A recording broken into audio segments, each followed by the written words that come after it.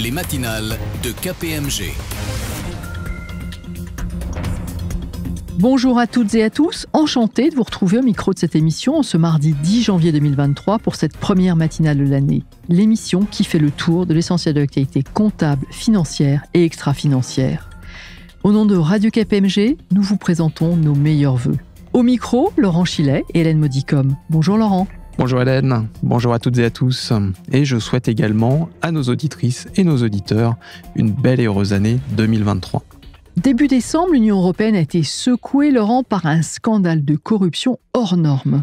Oui, la Commission européenne a été victime de faits de corruption commis par plusieurs députés européens, dont une vice-présidente du Parlement. Un délit sans précédent dans l'histoire européenne. Nous avons donc choisi en ce début d'année de consacrer notre dossier du mois à ce sujet et de dresser un état des lieux de la lutte anticorruption au sein des acteurs publics et des entreprises en France. Et vous le ferez d'ailleurs, Hélène, dans quelques instants avec Stella Vichenian, associée KPMG. Mais avant cela, voici le journal de la rédaction qui est aujourd'hui assez long au vu de l'actualité intense des dernières semaines de 2022. Le journal. À la une de l'actualité financière de cette fin d'année, tout d'abord dans l'actualité comptable française, la publication par l'autorité des normes comptables du règlement sur la modernisation des états financiers. Dans l'actualité fiscale ensuite, l'accord européen sur l'impôt minimum mondial. Et en France, le vote de la loi de finances pour 2023 et le vote de la loi de financement de la sécurité sociale. Enfin, dans l'actualité réglementaire, la mise à jour du code AFEP-MEDEF de gouvernement d'entreprise. Ouvrons ce journal avec l'actualité comptable française. L'autorité des normes comptables, Laurent, a donc approuvé en fin d'année le règlement sur la modernisation des états financiers. Nous avions déjà évoqué ce thème dans notre matinale de mars 2022. À l'époque, le projet de règlement avait été rendu public dans une version quasi finalisée à des fins d'appropriation. Le texte a-t-il été amendé depuis cette date ? Non Hélène, mais des précisions ont été apportées en ce qui concerne la date d'entrée en vigueur et les modalités de première application. En l'occurrence, ce règlement sera d'application obligatoire pour les exercices ouverts à compter du 1er janvier 2025, avec une application par anticipation possible en 2023 ou 2024, sous réserve de son homologation. La nouvelle définition du résultat exceptionnel ainsi que la suppression de la technique de transfert de charges seront d'application prospective, c'est-à-dire que les comptes comparatifs ne seront pas retraités, mais les entreprises présenteront la colonne comparative de leurs états financiers selon le nouveau format. À ce propos, nos auditeurs s'en souviennent peut-être, ce règlement comprend 5 nouveautés. Tout d'abord, une nouvelle définition et présentation du résultat exceptionnel. Ensuite, la suppression de la technique du transfert de charges, des modifications du plan de compte. 4e nouveauté, une modernisation et une réduction du nombre de modèles d'états financiers. Et enfin, Laurent, une nouvelle présentation des informations dans l'annexe des comptes. Oui, 5 nouveautés Hélène, mais c'est assurément dans le domaine du résultat exceptionnel que les changements attendus seront les plus significatifs. Pour la première fois, le résultat exceptionnel est défini en comptabilité française. En l'occurrence, les produits et charges exceptionnels devront être directement liés à un événement majeur et inhabituel. Les notions de majeur et d'inhabituel étant également définies par le règlement. De plus, il est prévu de limiter les éléments inscrits par nature en résultat exceptionnel aux écritures comptables d'origine purement fiscale, comme les amortissements dérogatoires, aux changements de méthode inscrits en résultat et aux corrections d'erreurs. Cette définition sélective encadre donc les écritures enregistrées dans le résultat exceptionnel avec des effets de bord très certainement. Oui, vous avez raison d'en parler, Hélène. Avec cette nouvelle définition du résultat exceptionnel, on peut s'attendre à ce qu'il y ait moins de charges classées en exceptionnel, et donc plus de charges d'exploitation, avec des effets induits par exemple sur le calcul de la participation des salariés ou sur les covenants. Précisons également que la nouvelle définition du résultat exceptionnel s'applique aux comptes sociaux, mais également aux comptes consolidés, établis selon le règlement ANC 2020-01. J'ajouterai enfin que l'appréciation du caractère majeur et inhabituel d'un événement aux bornes du groupe peut parfois être différente de celle effectuée dans les comptes annuels. Cette appréciation fait donc appel au jugement et sera spécifique à chaque entité. C'est-à-dire qu'il est possible qu'un événement soit considéré comme majeur et inhabituel au niveau de la société, mais que cela ne soit pas le cas à l'échelle du groupe. Les charges et produits correspondants seront ainsi reclassés en résultats d'exploitation dans les comptes consolidés. Pour aider les entreprises à mettre en œuvre cette nouvelle définition des éléments exceptionnels, Le règlement comporte des précisions et des exemples en commentaires infraréglementaires. Deuxième nouveauté de ce règlement, la modernisation des états financiers enterre les transferts de charges. Oui, la technique du transfert de charges est en effet supprimée. Un traitement comptable alternatif pour les différents cas d'usage est proposé.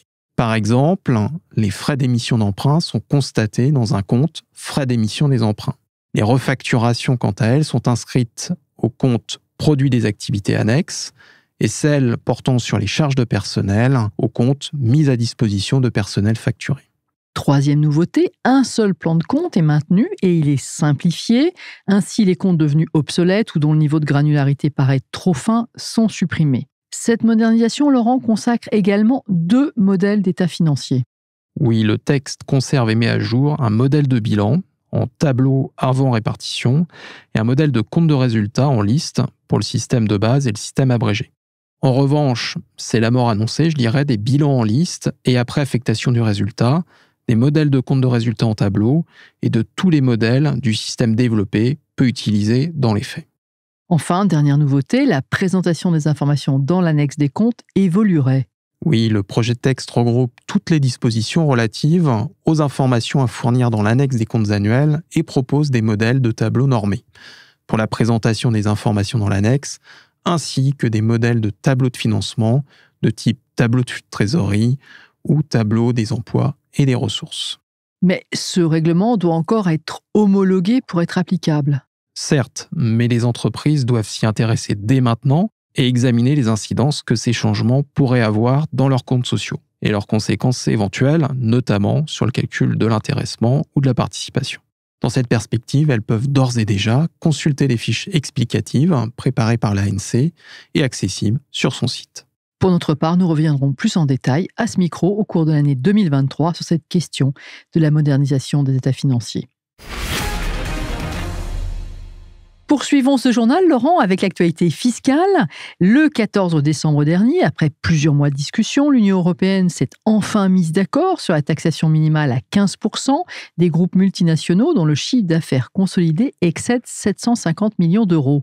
Oui, Hélène, cette directive transpose l'accord OCDE dit Pilier 2, qualifié à l'époque par Bruno Le Maire, notre ministre des Finances, d'accord fiscal international le plus important conclu depuis un siècle. Comment cette directive intègre-t-elle l'accord OCDE et comment va-t-elle s'appliquer en France? C'est ce que nous avons demandé à Marie Pierrot, avocate et directrice de la doctrine fiscale de KPMG Avocats. La directive Impôt minimum mondial devrait être transposée en droit interne par les États membres avant fin 2023. Ces dispositions seront alors applicables aux exercices ouverts à compter du 31 décembre 2023 pour la règle principale dite d'inclusion du revenu. C'est cette règle qui permettra de demander à l'entité mère ultime établie dans l'Union européenne d'un groupe multinational ayant au moins 750 millions d'euros de chiffre d'affaires consolidé annuel de collecter un impôt complémentaire pour la différence entre le taux effectif d'impôt dans chaque pays où le groupe est implanté et le taux minimum de 15%. L'autre règle, appelée règle des paiements insuffisamment imposés et qui constitue un filet de sécurité, sera quant à elle applicable aux exercices ouverts à compter du 31 décembre 2024. Donc en synthèse, pour les entreprises, pour les groupes dont l'exercice est calé sur l'année civile, la règle principale va entrer en vigueur le 1er janvier 2024. Donc une réforme, on le voit, avec un calendrier serré. Sur le fond, le texte de la directive retranscrit très fidèlement la règle d'inclusion du revenu prévue par l'OCDE et à laquelle nous avions consacré notre émission du 7 juillet 2021. Les rares différences qui peuvent être notées ont visé à rendre le texte compatible avec le droit de l'Union européenne. Notamment, la règle d'inclusion du revenu pourra s'appliquer aux groupes purement nationaux. Je signalerai enfin qu'une option permettant de différer la mise en œuvre de la réforme pour une période transitoire de 6 ans, a été prévue pour les États membres qui hébergent très peu de groupes multinationaux, c'est-à-dire moins de 12 entités mères ultimes. Cette clause, elle a permis d'obtenir l'accord de certains pays et ainsi parvenir à l'unanimité requise pour l'adoption de la directive. Dans le cas de cette mise en œuvre de l'impôt minimum mondial, Laurent, l'OCDE a publié fin décembre des documents. Quelle est la portée de ces documents ? Dans ces documents, ouverts à consultation jusqu'en février 2023, l'OCDE pose les principes des mesures de sauvegarde. Marie Pierrot nous explique le modus operandi qui est envisagé par ces mesures de sauvegarde. Alors, elles étaient très attendues et ces mesures de sauvegarde, elles introduisent des règles de simplification des calculs qui sont à réaliser pour déterminer l'impôt complémentaire. Ces mesures de sauvegarde, elles sont de deux ordres, transitoires d'une part, permanentes d'autre part. Au cours des premières années d'application, la règle de sauvegarde transitoire permettra de présumer nul l'impôt complémentaire dû par le groupe dans les pays considérés à faible risque. 3 tests alternatifs serviront à déterminer si le groupe peut ou non bénéficier de cette règle transitoire dans l'État concerné et sur la base des informations renseignées dans la déclaration pays par pays ou son acronyme anglais CBCR. Aucun impôt complémentaire ne sera dû dans un pays, notamment lorsque le taux d'imposition effectif simplifié dans ce pays sera supérieur au taux d'imposition transitoire fixé à 15% en 2023 et 2024, 16% en 2025 et 17% en 2026. Les groupes qui ne remplissent pas les conditions pour bénéficier de la clause de sauvegarde transitoire pourront toutefois être éligibles à la clause de sauvegarde permanente, qui repose sur 3 tests réalisés à partir de calculs, cette fois-ci simplifiés, du bénéfice, du chiffre d'affaires et de l'impôt. Mais pour l'instant, on n'a pas plus de détails et l'OCDE continue de peaufiner ses modalités de calcul. Vous l'entendez Hélène, il faudra donc être encore un peu patient. Enfin, nous avons posé une dernière question à Marie Pierrot. En attendant ces précisions de l'OCDE, quelles recommandations peut-on prodiguer aujourd'hui aux entreprises dans la perspective de cette taxation minimale ? Marie Pierrot nous répond. Se préparer et anticiper. Premièrement, c'est un chantier à mener conjointement entre les équipes fiscales, les équipes consolidation comptable et celles des systèmes d'information. Deuxièmement, il faut déterminer avec soin le périmètre des entités à considérer et calculer le taux effectif d'imposition spécifique pour chaque pays. Pour réaliser ces calculs, de nombreuses données seront à collecter, environ 300 selon nous, et des données qui sont aujourd'hui pas forcément centralisées et dont il va falloir organiser le recensement, la détermination et la collecte. Et enfin, la publication fin décembre 2022 par l'OCDE des options simplificatrices, des clauses de sauvegarde dont je viens de parler, permettent désormais d'évaluer leur impact et la pertinence de les appliquer. Les groupes concernés ont donc d'ores et déjà du pain sur la planche. Voici ce que nous pouvions vous dire à ce jour, Hélène, sur cet impôt minimum mondial. Qui fera encore couler sûrement beaucoup d'encre et de salive. On reste dans l'actualité fiscale. Comme le veut la tradition, a été votée en décembre la loi de finances pour 2023. Que peut-on en dire rapidement ? Sans nul doute, la mesure phare de la loi de finances pour 2023 est la suppression de la CVAE en 2 ans au cours des années 2023 et 2024. Pour le reste, ce texte contient des mesures techniques de TVA et une série de dispositions diverses et variées que nos experts auront l'occasion de présenter en détail dans notre émission Les Fiscales, diffusée le 18 janvier prochain. Nos auditeurs peuvent également consulter la page KPMG Avocat à ce propos sur kpmg.fr ou LinkedIn. Le tour de l'essentiel de l'actualité comptable et financière est terminé. Avant de refermer ce journal, dans l'actualité réglementaire, une nouvelle version du code AFEP-MEDEF de gouvernement entreprise des sociétés cotées a été publiée le 20 décembre. Cette version, Laurent, intègre plusieurs modifications visant à placer la stratégie RSE, particulièrement en matière climatique, au cœur des missions du conseil d'administration. En effet, une section spécifique a été créée au sein du Code afin de recommander que le Conseil, sur proposition de la Direction générale, détermine des orientations stratégiques pluriannuelles en matière de responsabilité sociale et environnementale. En matière climatique, cette stratégie est assortie d'objectifs précis avec différents horizons de temps et des adaptations possibles en fonction des circonstances. Enfin, cette stratégie climatique et son plan d'action doivent être présentés à l'Assemblée générale des actionnaires au moins tous les 3 ans, voire avant, en cas de modification significative. D'autres choses marquantes à retenir dans cette nouvelle version du Code ? 2 autres recommandations importantes dans cette nouvelle version. Premièrement, nommer un comité chargé d'étudier en amont les sujets relatifs à la responsabilité sociale et environnementale. Et deuxièmement, intégrer parmi les critères liés à la RSE, au moins un critère en lien avec les objectifs climatiques de l'entreprise dans la rémunération des dirigeants mandataires sociaux. Avant de refermer définitivement ce journal, quelles sont les principales publications récentes que nous recommandons à nos auditeurs ? Alors, dans la playlist de ce mois-ci, je leur recommande, en cette période de clôture comptable, de se connecter sur l'application Radio KPMG ou sur kpmg.fr pour réécouter notre émission des matinales du 4 octobre dédiée à la clôture 2022. Je leur conseille également de lire le traditionnel numéro d'IFRS en bref et l'édition 2022 de notre publication Illustrative Disclosures, traduite en français pour les états financiers annuels en IFRS. Toutes ces publications sont disponibles sur kpmg.fr. Ce journal est maintenant terminé. Je vous retrouve tout de suite avec notre invité. Le dossier du mois. En décembre 2022, la Commission européenne a été secouée par des faits de corruption commis par plusieurs députés européens, dont une vice-présidente du Parlement. Ces agissements visaient, semble-t-il, à influer sur les décisions de l'Europe. Cette actualité nous a conduit à faire un point sur la lutte anticorruption en France, un sujet déjà évoqué dans cette émission. Aujourd'hui, nous analyserons le diagnostic national sur les dispositifs anticorruption des entreprises, publié par l'Agence française anticorruption en septembre 2022. Ce nouveau diagnostic a pour objectif de mesurer l'appropriation des dispositifs de prévention et de détection depuis la première édition parue en 2020 et également de mieux cibler les difficultés auxquelles les entreprises font face.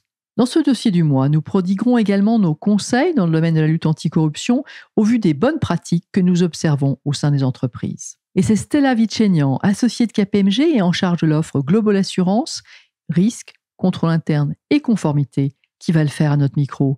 Bonjour Stella. Bonjour Hélène, bonjour à toutes et à tous. Stella, ce n'est pas la première fois que nous parlons ensemble de lutte anticorruption. Nous l'avions déjà fait à plusieurs reprises. La dernière fois dans la matinale d'octobre 2020. Ce qui a motivé cet entretien, je viens de le dire, c'est le scandale de corruption qui a secoué la Commission européenne il y a quelques semaines. Cela me conduit à vous demander si une telle corruption serait possible dans une institution publique française, notamment avec la Haute Autorité pour la transparence de la vie publique qui veille au grain dans ce domaine. En effet, Hélène, la Haute Autorité pour la transparence de la vie publique a été créée par la France dès 2013, suite au scandale Cahuzac, du nom d'un ministre du Budget coupable de fraude fiscale. Cette autorité participe à la lutte contre la corruption dans les institutions publiques en assurant notamment une mission de veille, de diffusion d'une culture de l'intégrité, de conseil et de formation. C'est également le cas du Parquet national financier, créé la même année, mais aussi de l'Agence française anticorruption, qui a autorité sur le secteur privé et sur le secteur public. À cet égard, je rappelle à nos auditeurs que les EPIC, établissements publics à caractère industriel et commercial, dépassant certains seuils, sont visés par l'article 17 de la loi Sapin II. Les autres établissements publics ou personnes morales de droit public, même s'ils ne sont pas soumis à sanctions potentielles de l'AFA, entrent quant à eux bel et bien dans son champ de contrôle. À cet égard, on notera que tout récemment, en novembre 2022, l'AFA a publié un guide à destination des régions et collectivités territoriales, partageant de bonnes pratiques observées sur le terrain qui participent à la maîtrise des risques d'atteinte à la probité. Ce guide résulte aussi du constat que les élus locaux sont plus exposés que les élus nationaux aux tentatives de corruption, notamment au lobby. Et donc, Parquet national financier, Haute Autorité à la transparence, Agence française anticorruption, ce sont autant d'initiatives qui constituent l'arsenal franco-français, sans équivalent ou presque au sein des institutions européennes et internationales. Alors j'en reviens à ma question, Stella Vicenian. Pour autant, les institutions publiques françaises sont-elles à l'abri de dérives telles que celles mises à jour en décembre au Parlement européen? Je n'en suis pas sûre. Les institutions se protègent, mais les agissements sont souvent le fait de personnes physiques ou de personnes politiquement exposées.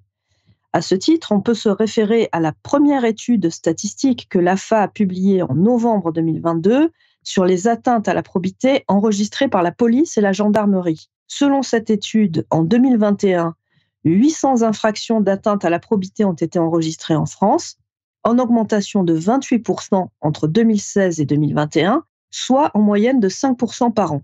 Ces délits regroupent la corruption, le trafic d'influence, la prise illégale d'intérêts, le détournement de fonds publics notamment. Mais quand on examine les chiffres d'un peu plus près, on constate que la hausse des atteintes à la probité est surtout due à la corruption, en augmentation de 46% sur la période, qui en représente près d'un tiers. Et dans 68% des cas, il s'agit de corruption publique. Les mises en cause étant surtout des personnes physiques, alors que la moitié des victimes sont des personnes morales.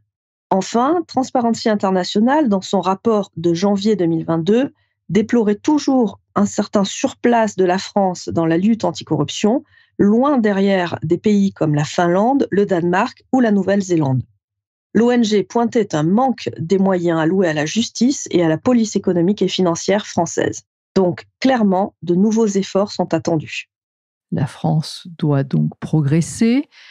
Au mois de septembre dernier, je l'ai dit il y a quelques instants, a été publié donc le 2e diagnostic national de l'AFA, une étude réalisée via un questionnaire en ligne, anonyme et ouvert à toutes les entreprises, quel que soit leur chiffre d'affaires, leur effectif et leur activité. C'est une manière pour l'AFA de prendre régulièrement le pouls des entreprises dans la lutte anticorruption. Au regard de ce diagnostic, il semble que depuis 2020, les entreprises aient bien progressé à la fois dans l'appréhension des dispositifs anticorruption et dans leur mise en œuvre. Oui, cette nouvelle enquête concerne pour 58% des sociétés assujetties à l'article 17 de SAPA et pour 42% des PME ou ETI non encore assujetties. Cette proportion s'étant inversée par rapport à la première édition de 2020.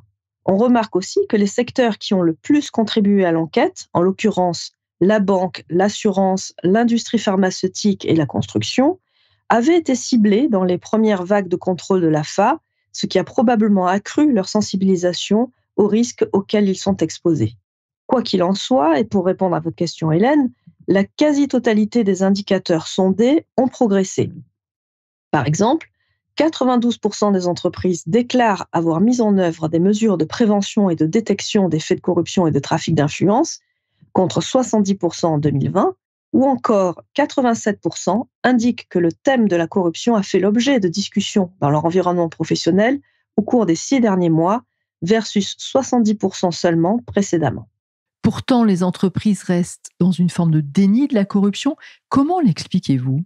En effet, près de 1 fois sur 2, les entreprises estiment n'être exposées que faiblement au risque de corruption et seulement 6% s'estiment fortement exposées, la perception du risque semblant proportionnelle à la taille de l'entreprise. C'est à mon sens une perception erronée car c'est bien plus le secteur d'activité, la nature des parties prenantes, la gouvernance et les modes opératoires de l'entreprise qui déterminent son profil de risque plus que sa taille.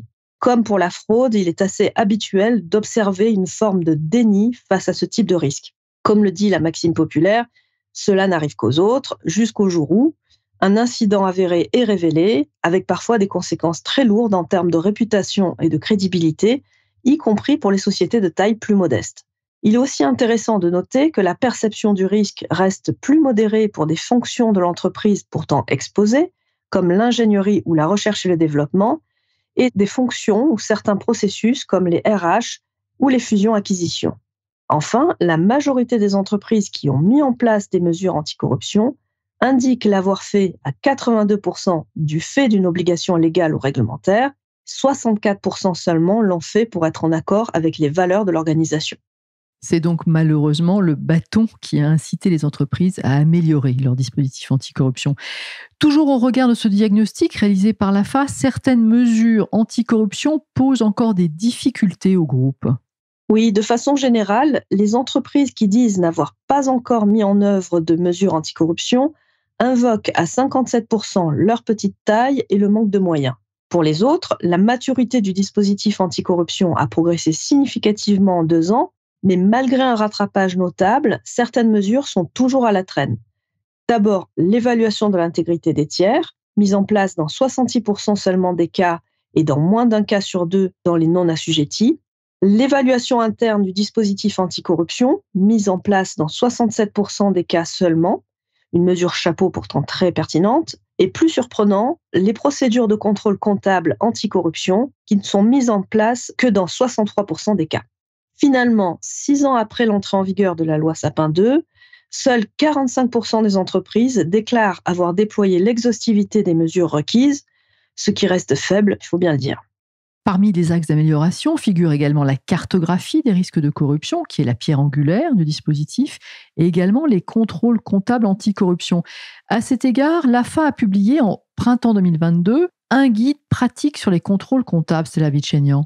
En effet, la mesure relative au contrôle comptable anticorruption figure toujours parmi les 3 mesures jugées par les entreprises comme étant les plus difficiles à mettre en œuvre. Les obstacles mentionnés par les entreprises relèvent principalement de la difficulté à identifier les contrôles pertinents et à les articuler avec le corpus des contrôles déjà existants. Aussi, le guide publié par l'AFA en avril 2022 est très utile car il est spécifique à ce thème et prend la forme d'un recueil pédagogique de bonnes pratiques et d'illustrations. Ce qui est surtout à noter, c'est que l'AFA insiste sur l'importance d'avoir, au-delà des contrôles comptables généraux, des contrôles dédiés, recensés et formalisés, couvrant spécifiquement les zones à risque identifiées dans la cartographie. L'autorité donne des exemples d'opérations comptables nécessitant une vigilance renforcée, par exemple les notes de frais, les opérations de mécénat ou les cadeaux et invitations, et ce, de façon explicitement articulée avec la cartographie des risques. Depuis l'entrée en vigueur de la loi Sapin 2, donc il y a 6 ans, l'AFA a procédé à plus de 200 contrôles d'acteurs privés et d'acteurs publics. Quels sont les principaux enseignements que l'on peut tirer de ces contrôles ? Eh bien, au regard des contrôles menés depuis 6 ans et des suivis des plans d'action post-contrôle, l'AFA a, semble-t-il, la volonté de s'inscrire toujours plus dans un rôle de conseil plutôt que de censeur. À l'instar de ce qu'elle pratique auprès des acteurs publics, sans pour autant être moins exigeante, l'AFA travaille à déployer des contrôles collaboratifs assortis d'avis et de recommandations, quitte, en guise d'accompagnement, à imposer sa présence sur la durée au sein des entreprises sous une forme qui pourrait s'apparenter à du monitoring ou du coaching. Au vu de votre pratique, quelles sont vos recommandations, Stella Vitchenian, pour améliorer les dispositifs de lutte contre la corruption ? J'en aurai 2. La première est de poursuivre les efforts de sensibilisation et de démonstration de l'implication des instances dirigeantes. Je suis convaincue que le déploiement des dispositifs anticorruption et de conformité au sens large est une affaire de gouvernance et doit s'inscrire dans la trajectoire de montée en puissance des groupes en matière de gestion des risques. Ma seconde recommandation est de privilégier le pragmatisme et de bâtir le dispositif de lutte contre la corruption, je dirais même de l'ancrer sur les fondamentaux du contrôle interne. En effet, travailler sur les questions de conformité renforce le contrôle interne de l'entreprise et cela comporte des enjeux larges de pilotage des risques, voire de stratégie. Pour cela, il faut adopter une approche par les risques, donc choisir ses combats de façon rationnelle, en veillant toujours à relier le dispositif anticorruption aux activités et modes opératoires de l'entreprise. À défaut, on risque de n'en faire qu'un exercice purement intellectuel ou de juxtaposer ou superposer un dispositif sur un autre. Ce sera ma dernière question. La loi Wasserman d'avril 2022 et son décret d'application d'octobre 2022 également renforcent la protection des lanceurs d'alerte et leur accordent aussi de nouvelles prérogatives. Cela devrait conduire à des signalements de corruption plus fréquents, y compris par des lanceurs d'alerte externes à l'entreprise, Stella. En effet, l'une des mesures phares de cette loi ouvre la possibilité aux lanceurs d'alerte, qu'ils soient externes ou internes, par exemple les salariés, de signaler une alerte via un canal externe à l'entreprise sans avoir au préalable procédé à un signalement interne. La loi liste les autorités habilitées à recevoir ces signalements, mais prévoit également que le lanceur d'alerte puisse saisir le défenseur des droits, l'autorité judiciaire ou une institution, un organe, voire une organisation de droit de l'Union européenne. Il est encore un peu tôt pour savoir si cette nouvelle facilité aura un effet inflationniste sur les signalements externes, mais ce qui est certain, c'est que la plupart des organisations redoutent un peu cette voie. Cette crainte les amènera peut-être à pousser les feux sur la promotion du canal interne, qui lui devient obligatoire avec la loi Wasserman. Les organisations démontreraient ainsi qu'elles sont capables à la fois de traiter efficacement les alertes et aussi de garantir la protection effective des whistleblowers, ce qui est le but recherché par le texte. Stella Vitchenian, un grand merci pour vos éclairages qui seront sans nul doute très utiles aux entreprises. Cette émission est maintenant terminée. Un grand merci pour votre attention et nous vous retrouverons le mois prochain, le 7 février très précisément, pour notre nouvelle émission des matinales. À très bientôt sur nos ondes. Les matinales de KPMG.